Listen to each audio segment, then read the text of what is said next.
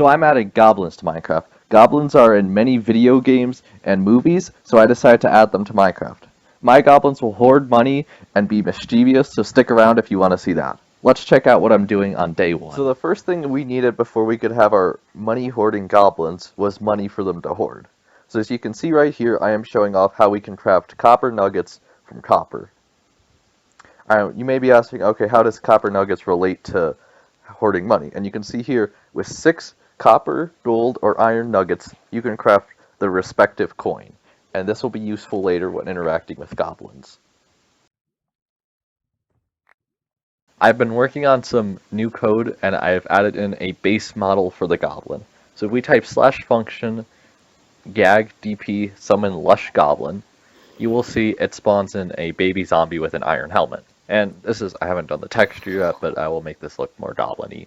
But you can see when we spawn it in, it'll tell us copper 124, iron 52, gold 20, silver 14. And this is how many of each type of coin the goblin will spawn in with. So if I summon another goblin, and you see this goblin has more silver and gold than the last goblin, but less iron and copper. So when they spawn in, they'll have a random amount of each coin. And you can see this goblin, if you watch here by the scoreboard, you can see I can actually throw coins at the goblins and they'll be able to pick them up. Now I'm going to show you the system I've been working on for the goblin.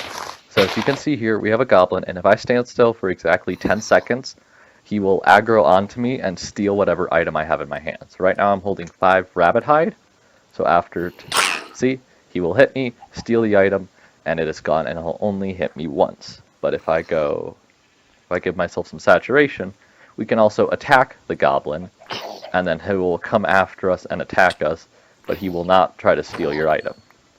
So this means that goblins are neutral creatures. You just have to watch where you're standing when you're goblins, or else they'll steal your items. I'm going to show you a feature I added where you can actually retrieve your items that goblins steal. So if I place down an anvil, unless I place in a netherite sword and call it sub to j.carbone, which you should totally do, and I hold this, and then we do function summon a lush goblin in. So normally what would happen is I would stand still for 10 seconds, it would hit me, and then the sword would be gone. And you can see, once it does decide to hit me, takes a while though, it will actually be saved, and then we can go back and get the item. And there's currently no way to do this in survival mode, but I am planning on making a feature. Alright, so he hits me, you see my sword is gone. Now what I can do is say, if I type this command out, it will put in the weapon that we just got stolen back into our main hand. See, it's sub to j.carbone with smite 4. Here are the 3 new goblins I've added to the game. So the first one, right here, is a dripstone goblin. And this one, if we look at it, it has goggles on, and it matches the color of dripstone. We place a block of dripstone down. You get back here. See, pretty close. Alright, the next goblin is the lush goblin, and this is the basic goblin, and yeah, he's green, and he'll spawn in the lush biomes. And then the final one is the skulk goblin, and this one is, yeah, he's pretty scary. Don't mess with this one.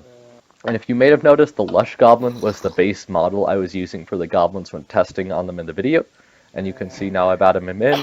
He has about 20 hit points and will take 3 attacks to kill with a netherite sword, but the skulk goblin has more health, and if I attack him, he has, let's see, I'll show you, 1, 2, 3, 4, 5. So he has 10 more hearts and deals more damage each time he attacks you. Alright, now I'm going to show you what I've been working on. So this is an auction table. See, I have one right here, and if we look inside it, the UI is done. It has no functionality, but you can see there's 4 spots. There's 1 player spot and then 3 goblin spots. And the way this is going to work is right here there'll either be a copper, iron, gold, or silver coin, and that's the currency for the auction. And then there'll be some item you can buy here, and then you have to outbid the other goblins if you want that item. But currently none of that functionality is implemented yet. Alright, this is just a screenshot, but you can see here how I've highlighted currency iron, and this is because goblin auctions will now either sell iron, gold, copper, or silver, and you'll have to use different coins to buy those coins. So that means you can get silver as a player, you just need to sell your way up. Here is just a quick little time lapse of goblins auctioning with each other. Alright, so I was working on the goblins for, let's say, 4 or 5 days, and all I was trying to do was getting the auctions working, because these dang goblins kept rigging all the auctions and figuring out some way to cheat it. So at first they would, like, just steal money from each other, and then they would sell all their coins off and go into debt, and then they weren't actually selling stuff, they were just selling fake stone. It's a mess, but I think I finally got it working. Alright, so I've added a new feature in, and now when a goblin starts an auction, instead of just selling you off a diamond as they normally would, there's now a loot table that determines what items you get. So on screen now, there's a 25% chance that you'll get whatever item. If you had an item stolen from you, there's a 25% chance it'll pop up in an auction again. So as you can see in this one, there's a netherite sword here, and if I open this up and I'll bid, let's say, 15 on it, because this goblin, nope, 25, let's go like that. So yeah, we bid 25, this goblin was only at 12 since that's the basic one, and I haven't messed with that yet. If we let it go, you'll see we can actually get the sub 2 j.carbone sword back, which we lost at the start of the video. And if we come over here, 50% of the time you'll get coins, like this one showing here, and this one selling copper. And then 25% of the time, you'll get a diamond, and the diamond is just a placeholder for a new custom item I'm going to add.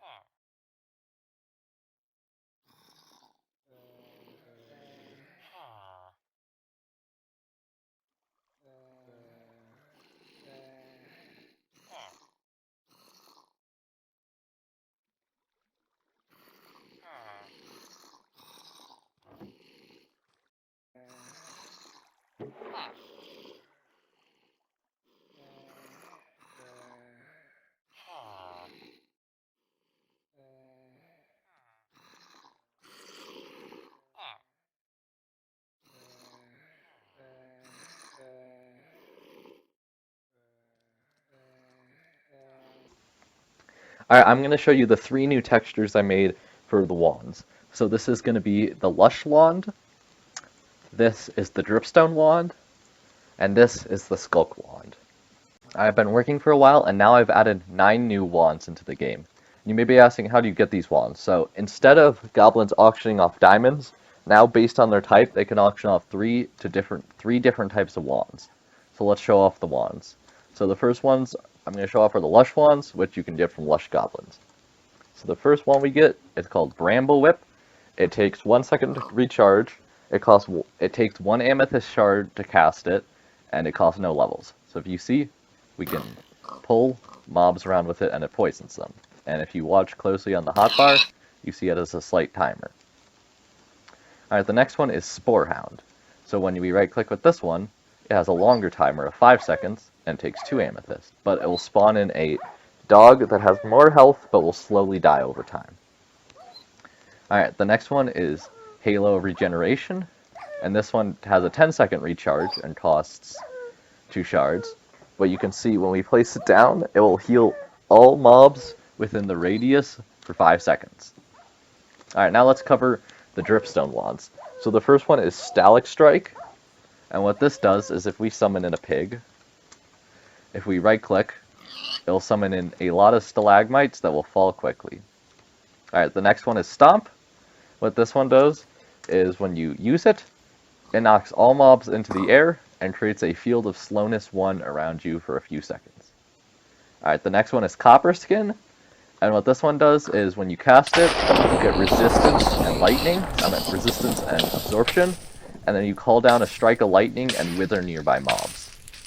Alright, now let's cover the Skulk wands. So the Skulk wands, in addition to having a cooldown and costing amethyst, they also have an experience cost. So the first one is Dark Bolt, which when you cast it, it'll shoot a little Skulk projectile, and whatever it hits, it will blow up and spread a little darkness field. Like that.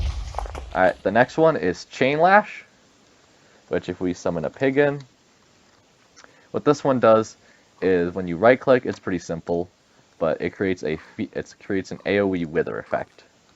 And the final one, which I think is quite cool, if we summon a pig in, is called Skulk Possession. So when you right click with this one, you go into spectator mode for 5 seconds, and you can fly around and do anything you would normally do in spectator. And then 5 seconds, you will revert back. But this one is the most expensive, taking 10 seconds to recharge, costing 3 amethyst shards, and taking 5 levels. But the fun part is, if we go over to this pig here, if we click on him, we actually possess him and he will take damage and slowly die. So let me show that off again.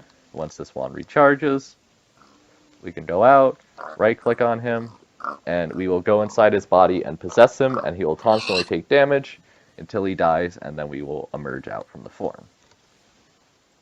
Alright, so now as you can see here, I have finished the structure up, so if we go up here, you will see there is some chests and just some bones with some extra coins if you need them, but the important stuff happens down here, where you can see there is a bunch of different goblins having auctions. And there is one of these for lush biomes and cryptome biomes, but they all look different. And if you're curious about fighting a new boss, you should check out this video where I add the Scorched Sentry boss in Minecraft. It's a really fun boss fight and is a clever take on Minecraft sandbox elements, so you should check it out.